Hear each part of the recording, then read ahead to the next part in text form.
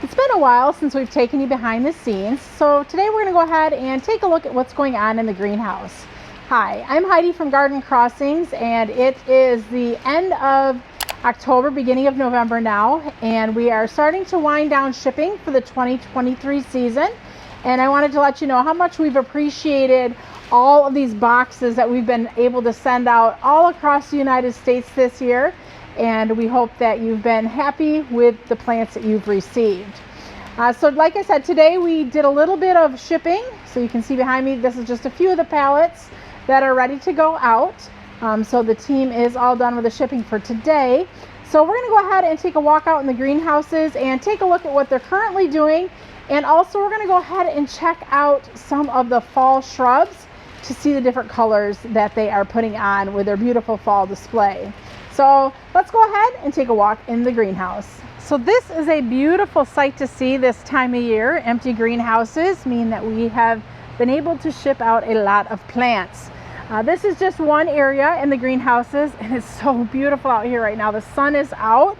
It's been a very, very chilly today. We've even had some snow flurries, but right now the sun's out and it's feeling beautiful. We have soil here. This is just sitting here waiting for the planting of the 2024 plants. So we'll be seeing various areas throughout the greenhouses with soil just stacked up, piled up, and ready to be planted into for 2024. Right now we're going to take a walk through the part of the greenhouse that we house all of our quart shrubs. So basically we carry every single proven winner shrub here at Garden Crossings, and we carry them in all the in quarts. All of the varieties we have are in quart size containers, and then we carry about 75% of the shrubs in our gallon size containers. So we'll go out and take a look at those in just a few short minutes when I head out to the gallon houses. But right now I just wanted to show you the quarts to kind of give you an idea of what they might look like when they arrive. So in this area we have them all set down alphabetically. So as the team goes out to pull the shrubs for orders, they're all in alphabetical order, but we actually don't even really pay much attention to the name of the plant. We're more concentrated on the number that it's been assigned. So every plant laid down is assigned a number. When the team goes out, they're looking for numbers because it's much easier to identify a number than it is to identify a name. And what I mean by that is if you're coming out here to pull, let's say, Buddleia, Miss Ruby. Well, we carry several different Buddleias, so they would have to be looking for a specific variety, Miss Ruby. Well, it's much easier to locate Miss Ruby by looking for the number that's been assigned to it. So that is why we use more of a numbering system than a naming system with the plants. Another thing that we do here at Garden Crossings is all of these shrubs in the quart-sized containers, they all go through a trim about every 2 to 3 weeks. And you may wonder, why do we do that? Why don't we let them get tall? Well, we know that once you plant your shrubs in your landscape, the chances of you going through and trimming that plant is probably not very high. So if we can get these plants and trim on them a couple times before they get to you, what that's going to result in is a nicely branched plant. A nicer branched plant results in more flowers and a fuller plant once it gets planted by you. Now we are cold here in Michigan and things are starting to go dormant. So actually the plants are looking pretty good, but there are some of them that are starting to turn yellow and drop their leaves. And that's all a very normal process for what the plants need to go through in the fall. And I think we'll notice more of that as we get over into the gallon area, that we'll be able to see some of that color transition that the plants are going through now that it is fall. This house here we keep a little bit warmer just because these plants are a little smaller to kind of keep them going until we're done shipping. Once we're done shipping, we'll go ahead and let the heat kind of go down and let these plants go dormant. But yeah, this is just a little snippet into what the quart-size shrub program looks like. So let's go ahead and take a walk and check out how the gallons are doing. This time of year, there's typically not a lot of work that needs to be done out in the greenhouses. We're kind of at that point of just waiting for the plants to start going dormant and losing their leaves. So we do have a few of the team out here today, and what they're doing is they're just going through the plants. If they need to do any trimming for shaping purposes, they're doing that. They're also looking to see if there's any weeds that might need to get removed. That's one of those battles that you're constantly facing, is weeds. We do keep a very clean greenhouse, so we are fortunate that weeding is not a big issue for us, but we do like to stay on top of it, because once you have one weed, that one weed can create many seeds, as you are all, I'm sure, well aware of. Here's the area in the greenhouse of all of the hostas that well, I shouldn't say all, but many of the proven winter hostas that we have planted up for 2024. So it's important for us to get the hostas planted in the late summer, early fall, because they do take some time to get their roots established. If we would plant these in the spring, they usually don't root down as well as if we do it in the fall. So these were all planted and now have nice roots established, so that way they can go to sleep, and then when they wake up in the spring, they'll be ready to ship out on our first ship week, which is the end of March, beginning of April. So there certainly are some plants that we do have to plant early in the season to get roots established so that the plants are ready for the next spring. Shrubs, especially these hydrangeas, the big leaf hydrangeas, need to get planted in the fall as well to get their roots developed so that they're ready to ship in spring. So it's kind of fun walking through, because on occasion we'll see that the shrub puts on a random flower, and there's actually one that we're heading to right now. This is part of the mountain hydrangea. It's called Tough Stuff Top Fun. It's kind of a spent bloom, but we can see one little floret here anyhow. Beautiful deep reddish magenta color. Now this flower, if it was in its prime, you'd see all those florets all the way around like the tag shows, but because this is an old bloom, we're not seeing much. But you can at least see the beautiful color there of Top Fun, how nice rich pink color it is. All right, let's continue over to see what some more of the team is doing.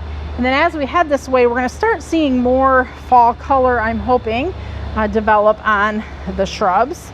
And I was out here about 3 weeks ago or so and was noticing some of them were starting to slowly color up.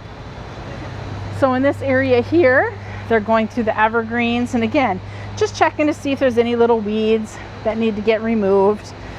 Making sure the plants are all doing well. On occasion, you'll have what's called a dud, or a dead plant. So if they find something like that, they'll go ahead and get it removed and get it out of inventory. That way we're not selling something that we don't have.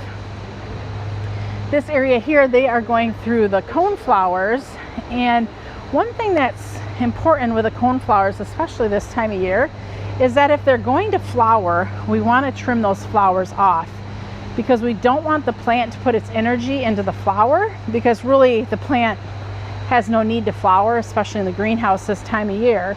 So if we can get those flowers off, it's going to send more energy down to the roots of the plant.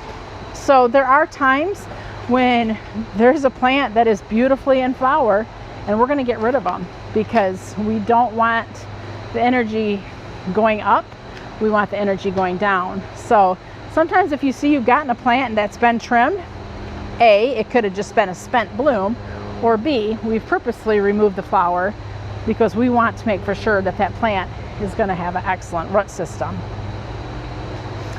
So this time of year, we are still shipping hibiscus, which is a little, let's just say, tricky. And not because it's actually tricky, but it's hard because this is what the hibiscus are currently looking like. Most people would look at them and say those plants are dead, where we know that's not the case. They are going dormant. Hibiscus are one of the last plants to emerge in the spring, but also one of the first plants that start to show signs of dormancy in the fall. So if you receive a hibiscus and you're seeing yellow leaves or maybe no leaves, don't worry, the plant's got an excellent root system.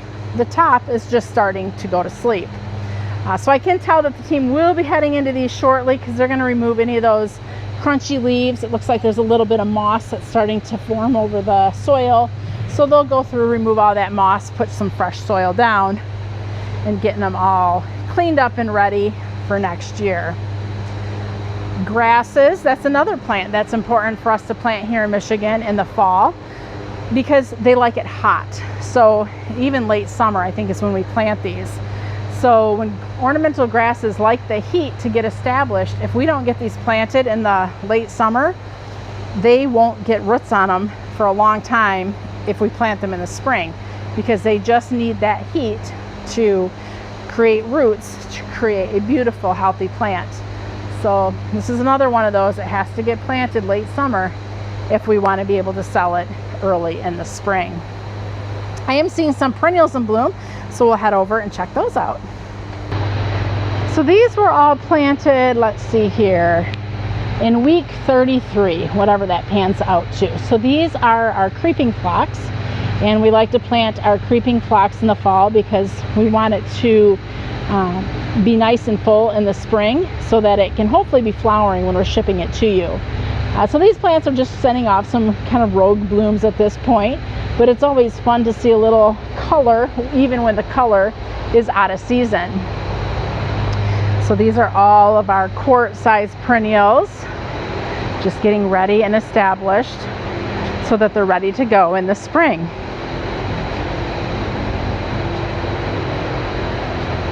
Couple pink diamonds, beautiful bleeding heart. If you haven't had a chance to try that one, I highly recommend it. It's a bleeding heart that can bloom in the full sun, which seems a little different. Here's Miss Piggy Bergina, or Pig Squeak. Beautiful bright flowers there. Those are bulking up really nicely. Those are going to be some really nice plants come next spring. So looking at the shrubs that were planted this summer, I still am not seeing a lot of fall color going on.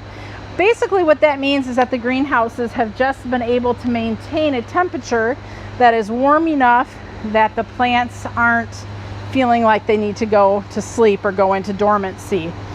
So what will happen is it's going to continue to get colder here as we progress into winter, and we're not going to keep the heat on. Right now the heat's on just a little bit, but we're going to slowly start turning that heat off to let these plants go into their winter sleep.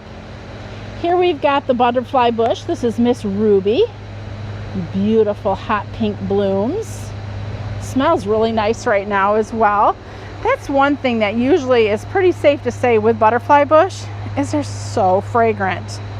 Miss Molly also is blooming. Miss Molly, I think, is a little bit more deeper, more intense color hot pink. Personally, if I had to choose Miss Molly over Miss Ruby, both are excellent plants, but I just tend to like the color just a little bit better of Miss Molly. Some pink microchip bloom in there. The barberry, those are looking really nice right now. Look at here, Sunjoy Neo. Taking on its really bright orangey colors. We've got some orange pillar. These two, nice and vibrant. All of the plants here at Garden Crossings are grown under cover. So basically what that means is everything we grow is grown in a greenhouse. We are a grower retailer, which means that we grow all of our plants from the baby stage on to the finished product stage. So some greenhouses will buy finished product in. That's not how we do things here at Garden Crossings. We like to be in control of the product from the start to the finish. We find that we get better quality if we are the grower. We can control it from when it's young to when it's older, and just if something's not going good along the way, we can discard it or make corrections to it so that it will be a great plant. We don't have to rely on other growers sending us product that's not to our quality standards. So that's just how we do things at Garden Crossings, is grow everything ourselves. This is a beautiful Weigela. This is Midnight Sun. Nice deep dark foliage. Look at that, isn't that beautiful? It's a new variety for this year. Really great foliage color.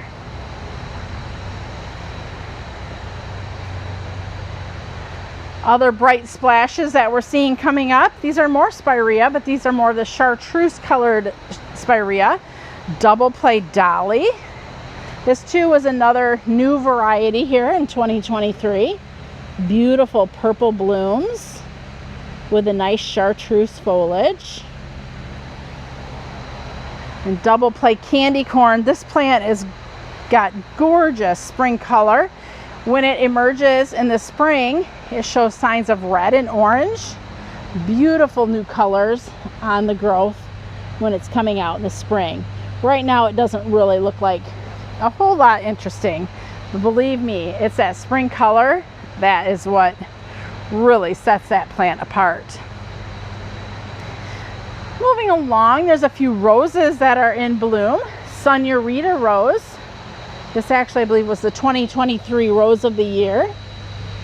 Beautiful orange and yellow coloration. Nice and fragrant. Also, Ringo Rose. And the Ringo Roses are kind of set apart by that eye that you're seeing there, that beautiful magenta eye. That is what sets a Ringo Rose apart.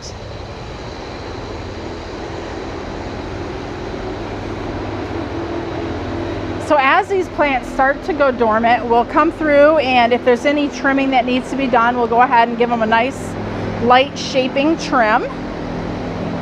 Oh, so easy Italian ice. Another beautiful rose.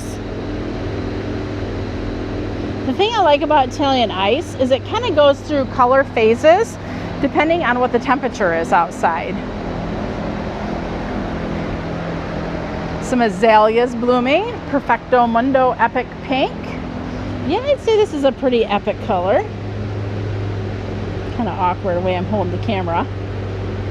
So these got a little bit of growing to do before they would be ready to be shipped. So when we plant these gallons, our intention is that we're planting them for the 2024 season. Now, some shrubs obviously grow faster than others and get established sooner than others. So we were able to release probably about a third of these shrubs for fall sales this year. So we were able to get them back online faster, just depending on the variety and how fast they get established. Pugster Amethyst Butterfly Bush. Check out those large flowers. I love the Pugster Butterfly Bush. They have a lot thicker leaves, thicker foliage, bigger flowers, and are very fragrant. And compact as well. They're only about 2 foot tall once they are full grown. So not much yet as far as fall colors. So hopefully we'll be able to do a follow-up video once things start to cool off out here in the greenhouse. Thanks for watching. If you have any questions or comments, please feel free to leave them below. I'd love to know, what is your favorite flowering shrub? Thanks for watching. I'm Heidi from Garden Crossings.